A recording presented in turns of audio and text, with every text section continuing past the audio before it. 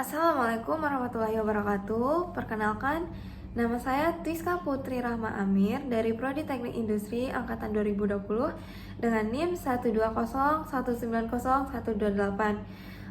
Pada kesempatan kali ini, saya ingin mempresentasikan hasil resume webinar dari Stadium General untuk menyelesaikan dan menuntaskan tugas dari mata kuliah tersebut.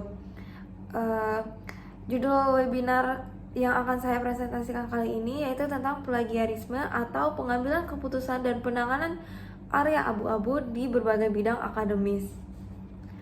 Hal pertama yang saya pelajari dari webinar kali ini yaitu pengertian dari plagiarisme, di mana plagiarisme itu adalah tindakan mengambil atau menyalin karya orang lain, ide atau materi lain tanpa memberikan pengakuan atau sumber yang sesuai.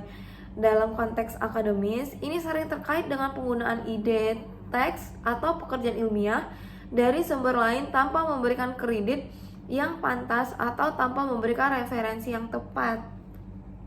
Sehingga plagiarisme ini dapat melibatkan beberapa bentuk seperti copy paste, paraphrasing yang tidak pantas, menggunakan ide tanpa atribusi, dan membuat karya palsu, dan self-plagiarisme.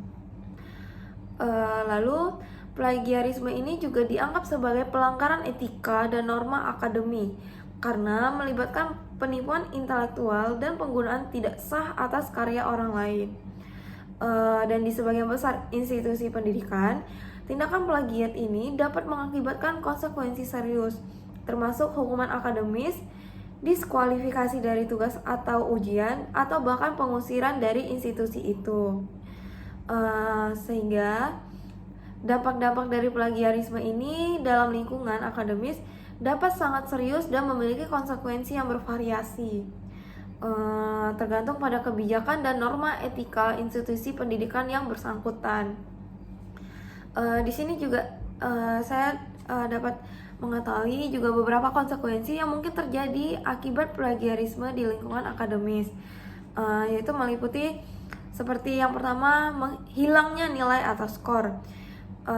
Jika terbukti melakukan plagiarisme dalam tugas, makalah atau ujian, mahasiswa dapat kehilangan nilai atau skor untuk tugas tersebut. Sehingga beberapa institusi menerapkan kebijakan nol toleransi terhadap plagiarisme. Selanjutnya, kegagalan pada tugas atau ujian. Dalam beberapa kasus, plagiarisme itu dapat mengakibatkan kegagalan pada tugas atau ujian terkait.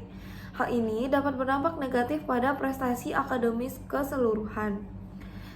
Selanjutnya, tidak diterima untuk publikasi atau presentasi. Bagi peneliti atau akademi yang terlibat dalam plagiarisme, dampaknya dapat berdampak pada kemungkinan publikasi karya atau presentasi di konferensi ilmiah tidak diterima atau ditolak.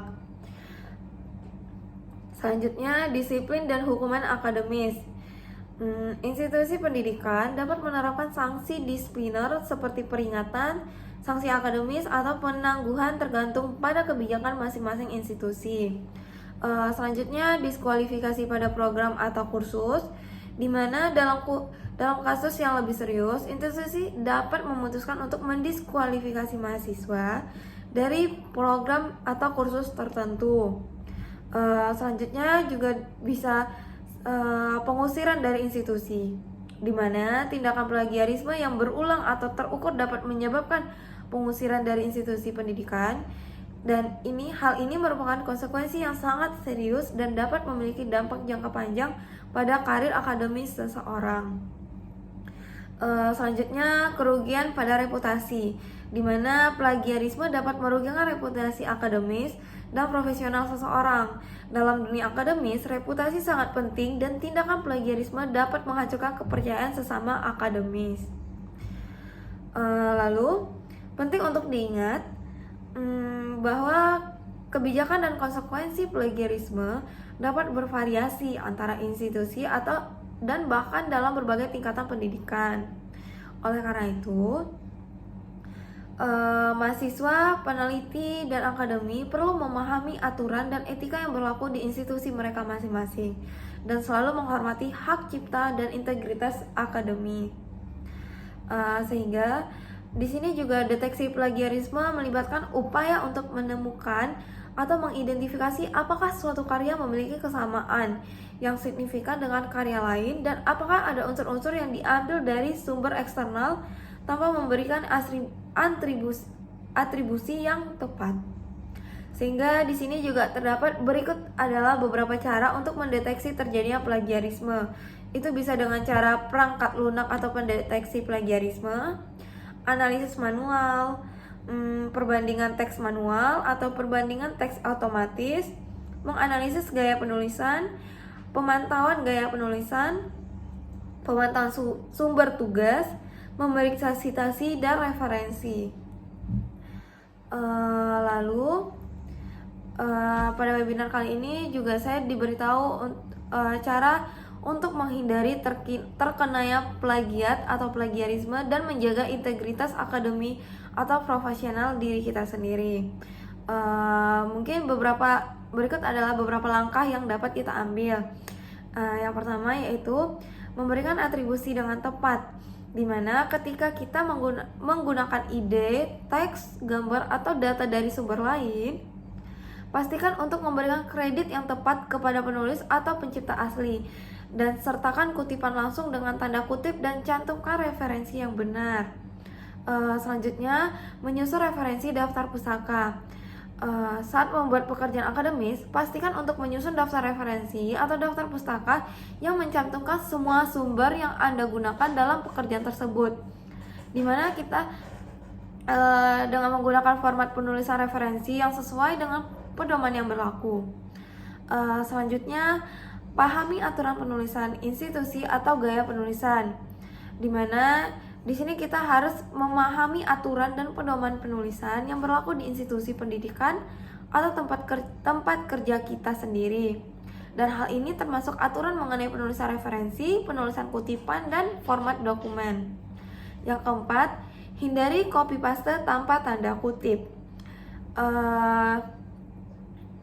Seperti itu, jangan menyalin teks langsung dari sumber tanpa memberikan tanda kutip. Jika kita mengutip langsung dari sumber, pastikan untuk menyertakan tanda kutip dan memberikan atribusi yang sesuai. Lalu selanjutnya yaitu kembangkan gaya penulisan kita sendiri. Dengan mengembangkan gaya penulisan kita sendiri dan jangan mencoba meniru gaya penulisan orang.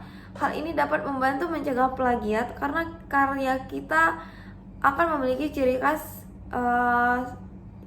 khas yang lain atau punya keunikan tersendiri.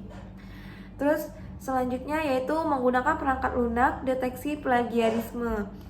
Nah, sebelum menyerahkan tugas atau pekerjaan, gunakanlah perangkat lunak deteksi plagiat untuk memeriksa apakah ada kesamaan dengan sumber-sumber online atau database internal. Selanjutnya yaitu berhati-hati pada self plagiarisme, yaitu dengan jangan menggunakan pekerjaan atau tulisan kita sendiri yang telah diajukan sebelumnya tanpa izin atau tanpa memberikan informasi yang sesuai. Dan hal ini juga termasuk menciptakan variasi substansial dalam karya yang disubmit ulang. Selanjutnya juga menggunakan sumber bahan pelajaran dengan bijak. Jika kita menggunakan sumber dari buku, artikel, atau materi pelajaran lainnya, pastikan untuk memberikan kredit dan merujuknya dengan benar. Jangan mengklaim ide atau informasi sebagai milik Anda jika berasal dari sumber eksternal.